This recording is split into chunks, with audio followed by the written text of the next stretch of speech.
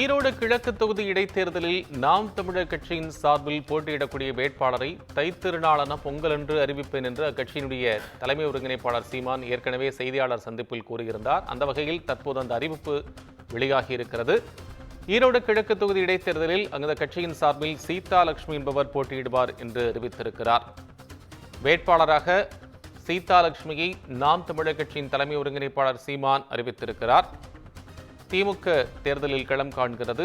கட்சியினுடைய வேட்பாளராக சந்திரகுமார் ஏற்கனவே அறிவிக்கப்பட்டிருக்கிறார்.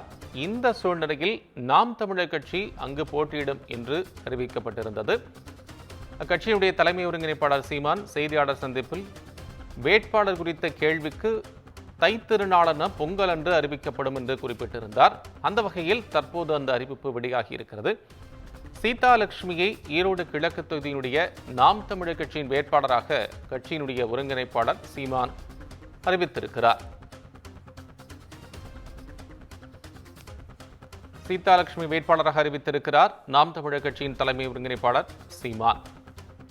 ஈரோடு கிழக்கு தொகுதி இடைத்தேர்தலுக்கான வாக்குப்பதிவு பிப்ரவரி 5ஆம் தேதி நடைபெற இருக்கிறது. வாக்கு எண்ணிக்கை 8ஆம் தேதி நடைபெறுகிறது என்பது நம் தெரிந்தது. அதேபோல வேட்புமனு தாக்கலும் தற்போது நடைபெற்று வருகிறது. தொடர்ச்சியாக இந்த ஒரு வார காலத்திற்கு வேட்புமனு தாக்கல் செய்ய முடியாது என்கின்ற சூழ்நிலையில் ஏற்கனவே 10 பேர் வேட்புமனு தாக்கல் செய்திருக்கிறார்கள். முதல் நாளில் 3 பேரும் உள்ளிட்ட 7 பேர், அடுத்த நாட்டிலும் 10 பேர் இதுவரை வேட்புமனு தாக்கல் செய்திருக்கக்கூடிய சூழ்நிலையில் ஈரோடு கிழக்கு தொகுதியினுடைய நாம் தமிழர் கட்சியின் வேட்பாளராக சீதா லட்சுமி என்பவரை அக்கட்சியினுடைய தலைமை ஒருங்கிணைப்பாளர் சீமான் அறிவித்திருக்கிறார்.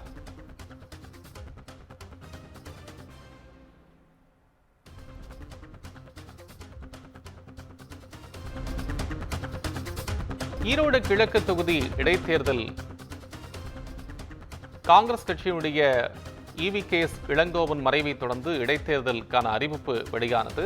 இந்த சூழ்நிலையில் அந்த தொகுதியில் யார் எந்த கட்சி போட்டியிடும் என்கின்ற எதிர்பார்ப்பு எழுந்திருந்தது. இதையடுத்து காங்கிரஸ் அந்த இடத்தில் போட்டியிடவில்லை என்றும் திமுகவே அந்த இடத்தில் போட்டியிடுவதாகவும் அறிவிக்கப்பட்டது. இதையடுத்து சந்திரகுமார் திமுகவுடைய வேட்பாளராக அறிவிக்கப்பட்டார்.